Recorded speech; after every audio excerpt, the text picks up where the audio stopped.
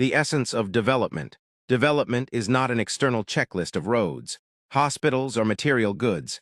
Rather, it is an internalized framework of thought, a voluntary, collaborative endeavor where humans consciously structure their collective existence to prioritize shared flourishing over coercion or superficial gains. When institutions reduce development to infrastructural projects or resource distribution, they invert its true purpose. Roads and hospitals are merely byproducts of development, tangible reflections of a society's intellectual and ethical maturity. They are the fruits, not the roots. The roots lie in self-awareness. A society evolves only when its people grasp their identity, their values, interconnectedness, and capacity to shape systems. Without this understanding, progress remains transactional, not transformational. Citizens must see themselves not as passive recipients of development, but as active architects of it. Only then can they cultivate leaders and systems that mirror this ethos, fostering advancement that is holistic, intentional, and enduring. When critics label Nigeria or Africa as underdeveloped or third world, they speak not of the land itself, but of its people. The stagnation of African societies reflects the limitations of their inhabitants, not the geography. A society cannot outpace the collective mindset of its people. Every structure, institution, and cultural norm mirrors the intellectual and ideological frameworks of those who shape it. As long as Africa remains underdeveloped, it signals to the world the unresolved challenges within its human capital, regardless of the number of universities, graduates, or professionals we produce. To move forward, we must recognize that true education transcends mere literacy in English or eloquence in foreign languages.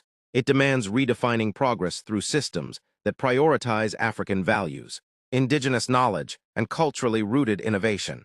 Let us shift our priorities from imitation to self-determined advancement. Redefining development. Africans' mental decolonization struggle. Africa must define development through its own cultural lens in order to move forward positively. Yet many, still mentally colonized, will reject this idea, but how can we blame them? A slave who embraces his chains can't imagine freedom. Language as a battlefield. When somebody attacked me for using pidgin language to spread ideas, it reveals his/her conditioning. The disdain isn't personal. It's the lingering poison of colonialism, which taught us to equate proper English with intelligence. Mental liberation takes time. Donald Trump unintentional wake-up call. Trump's shock at Liberia's president speaking good English and asked, "You speak good English. Where were you educated?" Wasn't praise. It was a revelation of European superiority complex. Noticed he'd never say this to China's or India's president. Why? They forced the West English people to engage on their linguistic terms through interpretation. Africa's tragedy, mistaking Westernization for progress. When we abandon our languages, culture, and values to mimic foreigners, we don't develop, we succeed at our own curriculum. Inferiority complex and mental servitude. Until we reject this mental slavery, we'll keep begging for validation at the master's table. How Africans Underdeveloped Africa, From Rodney to Reality. Walter Rodney's seminal work, How Europe Underdeveloped Africa, exposed colonialism's calculated plunder of the continent. But if Rodney were writing today, his sequel might be titled, How Europe Developed Africa and Africans Embraced Underdevelopment. Consider the evidence. The story of Africa's engagement with Western innovations is a story of tragic self-sabotage. Each advancement, from religion to AI, is perverted to serve our worst impulses instead of our greatest needs. We complain of poverty while using the tools that could end it to instead deepen our dysfunction. The West gave us religion, we use it to kill each other. They gave us cars, our youths doing Yahoo kill our female children for it. Now they've given us AI, and what do? While our governments sleep, citizens use it to sell sex pills, demonstrate African magic, and cheat on spouses creating content.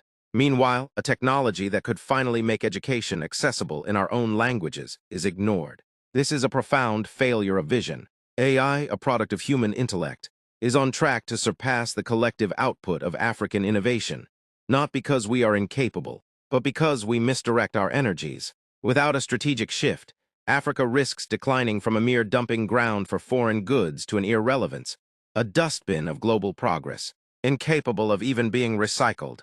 When a governor diverts malaria funds to buy a London penthouse, that's not colonialism, it's treason. When our political office holders and leaders in Africa go to the best European hospital for medical checkup and must die there, and their citizens cannot afford even clinic and malaria drugs in their villages. That's not colonialism, but genocide. How can the African continent imagine decolonization when its own presidents would rather draw their last breath in former colonizers' hospitals than trust medical systems they themselves govern? Imagine a U.S. president taking paracetamol in Kano. Unthinkable. Macron hospitalized in Dakar. Never. Modi seeking surgery in Nairobi. Laughable. Yet our presidents queue in European ICUs. Not one world-class presidential hospital exists in 54 African nations, until an African president chooses to die in a Lagos hospital rather than a London ICU. Decolonization remains rhetorical theater. Real independence begins when leaders stake their lives on systems they built. When parents and youths idolize Yahoo boys over teachers. That's not poverty, it's moral bankruptcy. When NGOs feast on aid while farmers starve. That's not development, it's vampirism. Thieves in suits. Leaders who steal billions while newborns die in hospitals without light. Traders with titles. Professors who repeat Western curricula while villages starve. Their research gathering dust in foreign journals. Hypocrites in pews. Some traditional and religious leaders jetting to Europe and Dubai with their families enjoying life while congregants eat sand. Europe built extractive railroads, we sustain them. Europe divided us with borders. We deepen divides with religion, tribalism, and greed. Europe introduced corruption, we perfected it. We mock our ancestors' herbal wisdom, but beg for foreign vaccines. We sell ancestral lands to Chinese miners, but cry neocolonialism. We are not victims, we are accomplices. The truth stings, underdevelopment is now a choice. Not Europe's chains, but some of our leaders' incompetence. Our elites' greed, our collective tolerance of decay and ignorance. Rodney's ghosts weep, not for colonial crimes, but for our refusal to break free. At Monday NDA, your indigenous African voice in critical discourse.